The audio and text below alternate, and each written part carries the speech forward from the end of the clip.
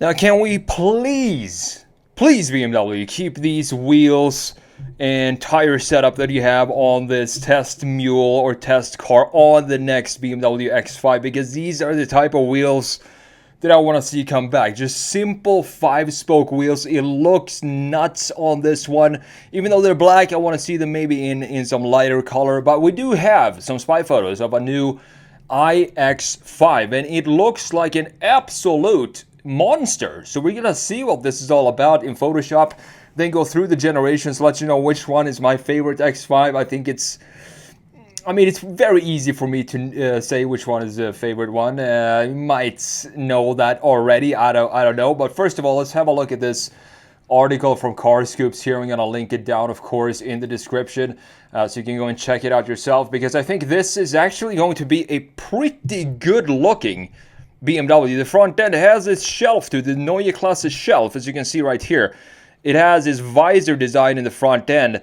I'm just a little bit maybe not worried, but how the kidneys are gonna look. Are they gonna be this thin, skeleton, no nostrils in the front end, or are we gonna have a little bit of a wide width to it? I want to see them be a little bit wider, but let's check this out. So the article, BMW is bad news for Porsche and Lotus. I have no idea what's happened with the Lotus Eletre. I just saw the launch of it, and then I haven't heard anything about the vehicle, if it's selling well or whatever. But the high-performance version of the upcoming iX5 was spotted with huge rims and big brake package. You can see the perforated rotors back here as well, looking pretty sick, to be honest. It looks really good. And so does the proportions, which I'm surprised to say, because BMW proportions recently has just been off the charts. But now maybe they're coming back. I don't know. So it looks like an iX5 M70 that could battle the Lotus Eletre and the Porsche Cayenne Electric. BMW is sticking with the CLAR platform for the X5 rather than moving to the Neue Klasse architecture. Very interesting to hear that. So BMW's best-selling vehicle is actually, the M department's best-selling vehicle is the i4 M50, which I reviewed about a year ago, and in that review I said this is by far the best EV I have ever driven in my life. It was such a fun car to drive. It doesn't look like an EV, at least. The front end still has the strange kidneys to it, but it's one of the better looking EVs out there. But the driving experience for that one was just fantastic, to be honest. I was not expecting that, so I can see why it's selling really well. And this was recently upgraded to become the i4 M60, so probably more range, more power in the M60 compared to the M50, I'm not sure. So you got big drilled brake discs and huge wheels. Make it clear, we're looking at a performance variant of the upcoming iX5, BMW's first electric X5. It's probably going to be named the iX5 M50. You got 20 is rolling on 23s, 23-inch wheels, 5-spoke forged rims, wrapped in Michelin tires, rated to over 150 miles per hour. We'll probably surpass that if we get the driver, the driver performance package or something like that. So powered by the same dual motor powertrain setup that already is seeing action in the i7 M70, where it makes 650 horsepower and can send the sedan to 62 miles per hour in 3.7 seconds. 650 horsepower though for this type of vehicle. It's a pretty big vehicle. I mean, it's an X5. It's not an X1, X2, X3, X4. We have all the numbers these days. So 650 horsepower for this sounds maybe on the lower side. It's crazy to say that, but that's the times we're living in right now with EVs. So let's hope BMW can use its latest battery technology to improve on the i7 M70's range, which is only 268 to 285 miles of range. That is a huge problem with a big luxury sedan like the 7 Series. If you only can go, if you have that type of money and you're buying a 7 Series, you drive it, you want to take a long road trip, say, and you drive it for 250 miles, and then you can't drive anymore for like 30 minutes. Then you need to stop at a gas station, Tesla charger. If you're a sophisticated person that drives a 7 Series, that's not something you want to do. So they got to improve the range a little bit here. I think we're getting improvements pretty soon because the technology is probably going to ramp up if it hasn't already. So the new iX5, which will also be available in combustion form, which is great to hear, relies on an updated version of the existing car architecture, which is the big difference between this and the X3 and the iX3. However, the X5 will still look the part because it takes a lot of Neue Klasse inspiration, specifically from the Neue Klasse X concept, including this front and visor design that we talked about. So we do know that it should arrive next year in time to battle Porsche's first ever Cayenne Electric. Gonna be interesting to see how well that is going to sell, if people are actually going to buy it. I'm more excited about the Boxster and the Cayman EVs. That's going to be a turning point, I think, in other sports manufacturers, and if they really want to put money into, you know, creating EVs. If the Boxster and Cayman are selling, they're probably going to move forward with it. But if it's going to be a flop, then they might reconsider it, because do they really want to spend that money on it? I don't know. But for the good news here is the combustion engine fans is that both the BMW and Porsche will also, of course, be available in ICE forms. And even Lotus is working on a hybrid version of the Electra in response to a slowdown in luxury EVs. So that tells me it's probably not selling well, because to me, it's a completely different topic. But the Lotus Electra, I mean, people who buy a Lotus, it's about the lightness and small vehicles. That is what Lotus is all about. And they're dropping a heavy behemoth of a SUV that's also fully electric and weighs a lot. I mean, buyers of Lotus are probably not going to be very attracted to that type of vehicle. That's just, you know, common sense in my opinion. So looking at the spy photos here of this new X5, I think it looks pretty good. I mean, the proportions are definitely there. It looks better than the XM for sure, the proportions of it. And the rear end looks planted. Maybe we're going back to, you know, E53 4.6 stands for this. I'm not entirely sure. Looking at the front view here, we can have a few pictures. I mean, look at these wheels and tires here. Just crazy good looking with a simple 5-spoke design. Here you have the visor design, as you can see, but I'm not sure about the kidneys. What's going on in the middle here? This is going to either make or break this design, in my opinion. If we have this small, tiny, you know, that we had in the concept, I really don't want to see that on the production version. It doesn't feel powerful enough to me on a BMW, specifically not a massive, powerful X5 like this. So let's jump into Photoshop here, because I have a little stuff I want to talk about. First of all, the spy photos, of course, and then the generations of the X5. Which one is my favorite? Can you guess which one that is? If you know me by now, you should know which one I think is the favorite there. So looking at the spy photos, looks pretty decent to me, to be honest. I mean, the only thing, as I talked about, we have this shelf up top, which looks pretty cool, to be honest, because this creates one single line where all the key graphics, as we talked about so many times on this channel, are happening underneath. And it also looks like we might actually have none of these weird graphics that we have sticking up something like this in BMWs today. Instead, we have a clear separation with the bumper, and then we have the lower intake with the intake here for the cooling of the battery sitting all the way down there. So just based on that, we do have a pretty decent classic layout of the key graphics in the front end, in my opinion. The proportions in the front, the hood design looks pretty clean as well. We have a nice panel, flat panel up top, boxy design. Looking at it from a side view, this does not look like an EV to me, because we have a very, very long hood. This is exactly what I want to see. And look at how confident and stately this front end is. It's a very sharp corner up top in the front, and then goes into this visor design that we have for the Neue Klasse. The bumper does not stick out too much, so we'll see. We're going to have to see if we actually have a proper bumper in this design. But the proportions with the greenhouse sitting far back here, given this forward motion with the mass sitting all the way in this area over the rear axle, looking very cool. And the proportions, how it sits on the ground with these 23s.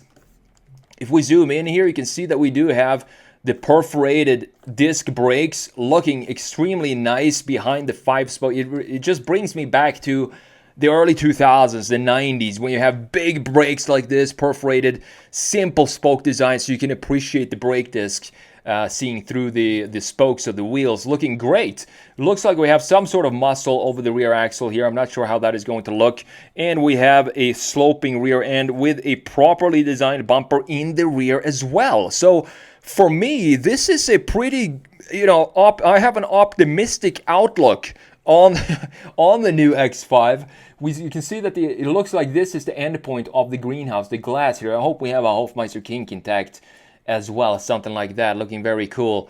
And the ratio between the greenhouse height and the body height looks to be proper as well. We have about 1/3 here, 2/3 here. So the proportions look spot on, to be honest. I'm just gonna have to wait and see about the graphic design of this and how they're going to implement the Neue Klasse design for the X5 in the front end specifically. Wide kidneys or narrow kidneys? Make or break the design. That is what it's all about. So looking at the 23s here, just zoomed in on these.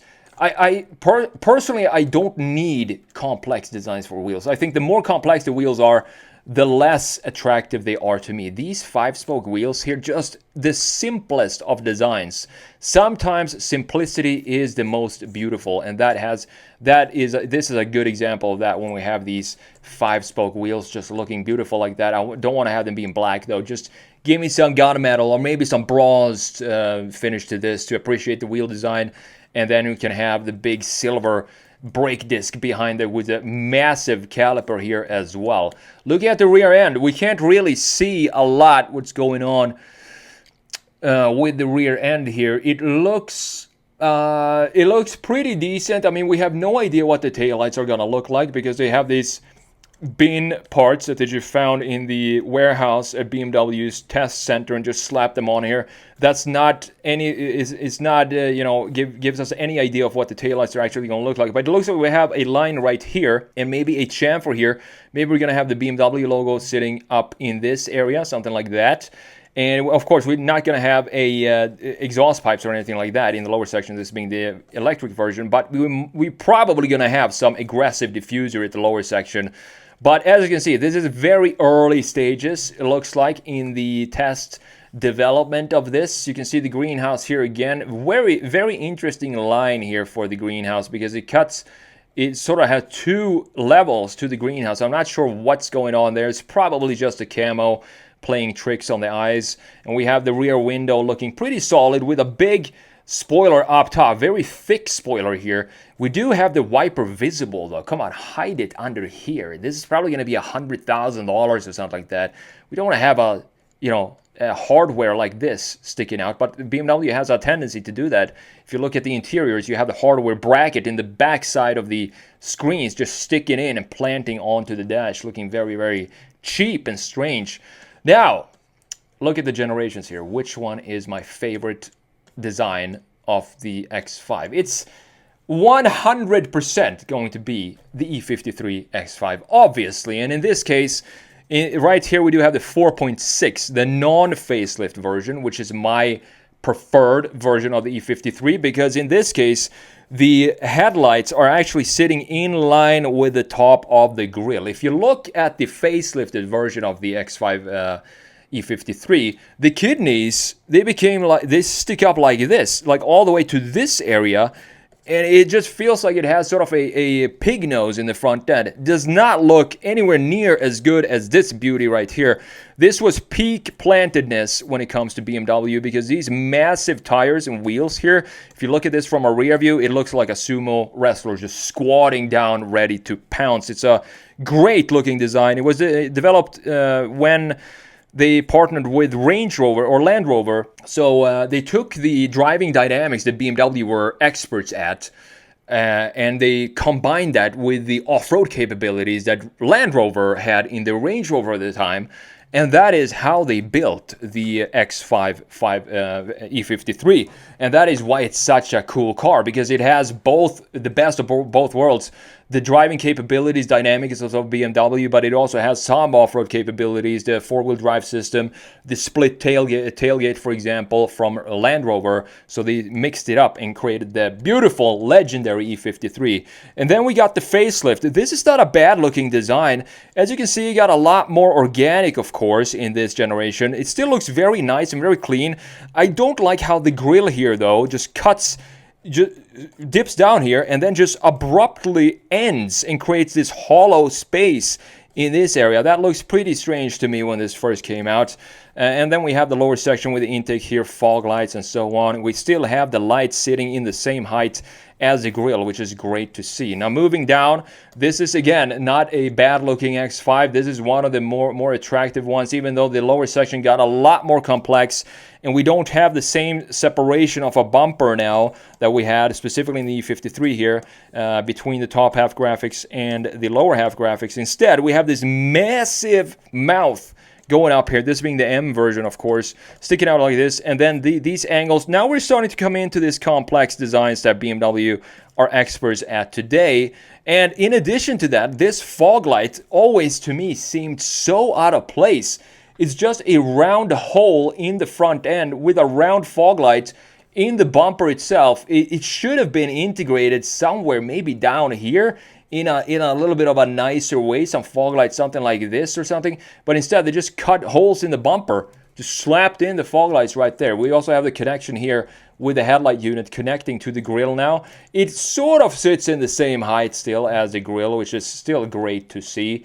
Now going into the current one, and I decided to not show you the press photos of the green one, instead going with this matte black one, because it looks so much better when we cannot see the separation of this black zigzag shape that we have going on in the front end of the X5M today. The separation of this to the body color itself here, it sort of melts together. It looks a little bit better. That is the reason why I would pick a black one, so I didn't have to look at the front face of this and the graphics if I had this in my garage. But you can see the kidneys still looks pretty decent to me. Very good, big kidneys, and they're wide enough for me. They don't look like, you know, very thin BMW 2002 kidneys, something like this. So it looks pretty good still. But the graphics in the lower section, very steep angle for this one, going straight down, creating a pretty decent looking chamfer right there. But the graphics, the internal pieces inside of this, all the plastic that goes on, it's a little bit confusing to me. And also the integration of the headlight unit right here feels maybe a little too static for me. I'm not entirely sure, but it's going to be very interesting to see what this new Neue Klasse style X5 is going to look like. Based on the spy photos, I am optimistic. As I said, it's probably going to be a very, very good looking SUV.